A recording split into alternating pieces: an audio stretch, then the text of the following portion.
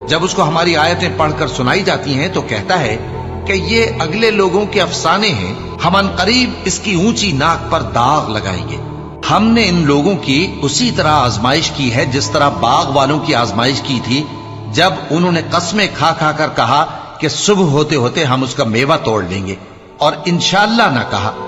سو وہ ابھی سو ہی رہے تھے کہ تمہارے پروردگار کی طرف سے راتوں رات اس پر ایک آفت پھر گئی، تو وہ ایسا ہو گیا جیسے کٹی ہوئی کھیتی۔ پھر جب صبح ہوئی تو وہ لوگ ایک دوسرے کو پکارنے لگے کہ اگر تم کو کاٹنا ہے تو اپنی کھیتی پر سویرے ہی جا پہنچو۔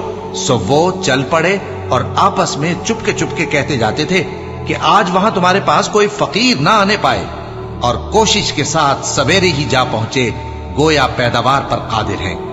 پھر جب انہوں نے باغ کو دیکھا تو ویران، کہنے لگے کہ ہم رستہ بھول گئے ہیں، نہیں بلکہ ہم بے نصیب ہو گئے۔ ایک جو ان میں سمجھدار تھا بولا، کیا میں نے تم سے نہیں کہا تھا کہ تم تسبیح کیوں نہیں کرتے؟ دوسرے کہنے لگے کہ ہمارا پروردگار پاک ہے، بے شک ہم ہی قصوروار تھے۔ پھر لگے ایک دوسرے کی طرف رخ کر کے ملامت کرنے، کہنے لگے ہائے شامت، ہم ہی حد سے بڑھ گئے تھے، امید ہے کہ ہمارا پروردگار اس کے بدلے میں ہمیں اس سے بہتر باغ عنایت کرے، ہم اپنے پروردگار کی طرف رجوع کرتے ہیں۔ دیکھو عذاب یوں ہوتا ہے، اور آخرت کا عذاب سب سے بڑھ کر ہوگا، کاش یہ لوگ جانتے ہوتے۔ پرہیزگاروں کے لیے ان کے پروردگار کے ہاں نعمت کے باغ ہیں۔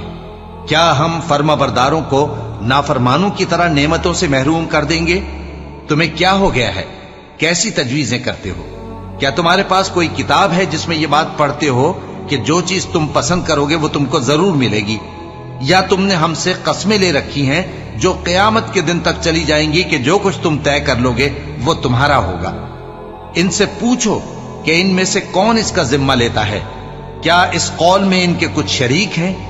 اگر یہ سچے ہیں تو اپنے شریکوں کو لے آئیں۔ جس دن پنڈلی سے کپڑا اٹھا دیا جائے گا اور کفار سجدے کے لیے بلائے جائیں گے، پھر وہ سجدہ نہ کر سکیں گے، ان کی آنکھیں جھکی ہوئی ہوں گی اور ان پر ذلت چھا رہی ہوگی، حالانکہ پہلے اس وقت سجدے کے لیے بلائے جاتے تھے جبکہ وہ صحیح و سالم تھے۔ سو مجھ کو اس کلام کے جھٹلانے والوں سے سمجھ لینے دو، ہم ان کو آہستہ آہستہ ایسے طریق سے پکڑیں گے کہ ان کو خبر بھی نہ ہوگی، اور میں ان کو مہلت دیے جاتا ہوں، میرا داؤں بڑا مضبوط ہے۔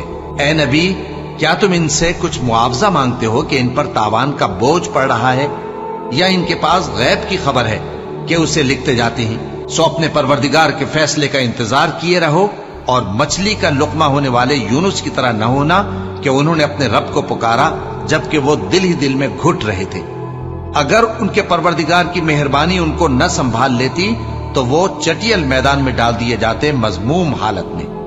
پھر ان کے پروردگار نے ان کو برگزیدہ کر کے نیکوکاروں میں شامل کر لیا۔